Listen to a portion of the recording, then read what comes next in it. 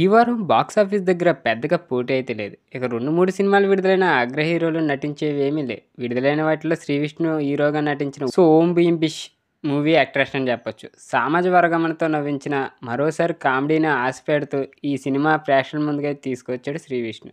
దీని తోడుగా comedy gang Priyadarshi, Rahul Ramakrishna తోడు కావడం ఇంకా ఇంట్రెస్ట్ అనే చెప్పొచ్చు. మరి అందుకు తగ్గట్టు సినిమా ఉందా? ఈ ముగ్గురు కలిసి సినిమా చేసిన హంగామా ఏంటి?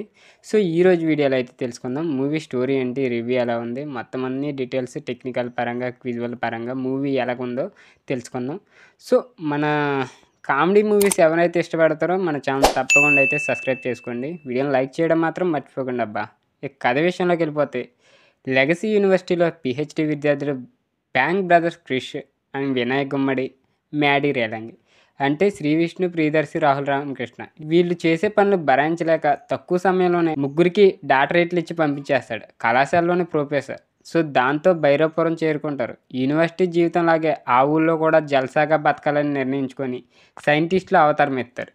A to Z సర్వీస్ పేరుతో ఓ దుకాణం తెరిచి ఎటువంటి సమస్యలకైనా పరిష్కారం చూపిస్తామని ప్రచారం చేసుకుంటారు.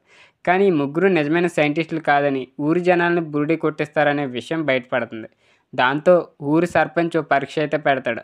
సంపంగి మహల్లో ఉన్న నిధిని కనిపెట్టేసి తీసుకొస్తే నిజమైన సైంటిస్టులు నమ్ముతామనేది చెప్తాడు.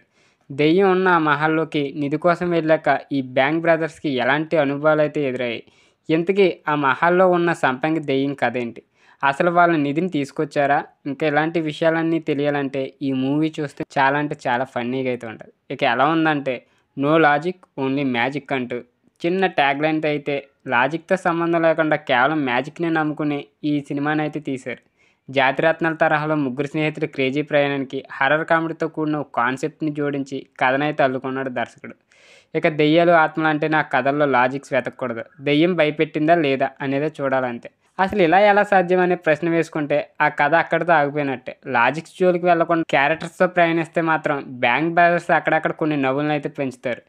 ఇక సంపంగి దెయ్యం కూడా కొద్దిమేర భయపెట్టి థ్రిల్ చేస్తుంది. ఇక స్నేహితులైన బ్యాంగ్ బ్రదర్స్ కళాశాలలోకి చేరి ప్రొఫెసర్ని మాటలతో బూడి కొట్టించడం నుంచి కథ మొదలవుతుంది. ఆ కథ భైరవపురం చేరుకున్నాక, ఆ తర్వాత ఊళ్ళో A to Z సర్వీస్ మొదలయ్యాక అసలు సిసల హంగామా అయితే తెరలేస్తుంది. ఇక ముగ్గురు చేసే క్రేజీ పనులు అయితే నవ్వేస్తాయి. ముఖ్యంగా సంతానలేమితో బాధపడుతున్న వ్యక్తికి అంగస్తంభనాల కోసం వైద్యం చేయడం, సర్పంచ్ ఇంట్లోకి ముగ్గురు వెళ్ళి చేసే అల్లరైతే పుష్టాప్లో అయితే హైలైట్ అనే చెప్పొచ్చు. ఇక సెకండ్ హాఫ్కి వచ్చేసి కథ అంతా కూడా సంపంగి మహల్లోనే సాగుతుంది. అక్కడ దెయ్యం రాహుల్ రామకృష్ణ, ప్రియదర్శిని భయపెట్టే సీన్స్ అయితే హర్రర్గా, కామెడీగా సినిమాపై ప్రభావం అయితే చూపిస్తాయి. ఇక సంపంగి దెయ్యం కథతో పాటు ఇక క్లైమాక్స్ సీన్లు అయితే LGBT అంశాన్ని తీర్చిదిద్దిన తీరు కూడా మెప్పేస్తుంది. ఇక నవ్వించడం కోసం అక్కడక్కడ ద్వంద్వ పదార్థాలతో కూడిన సంభాషణలు అయితే వాడుకున్నాడు దర్శకుడు.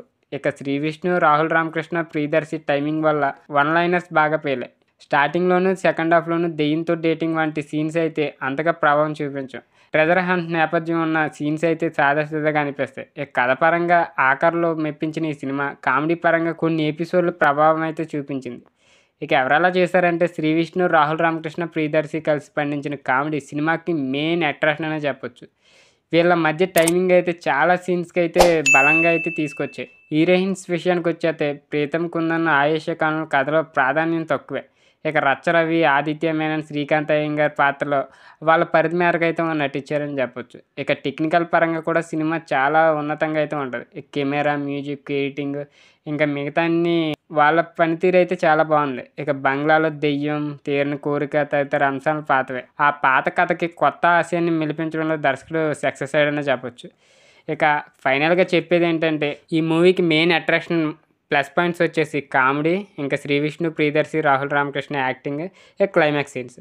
ఇంకా దీనికి మైనస్ పాయింట్స్ ఏమీ లేవు, తెలిసిన కథే అంతే, అది ఒక్కటే.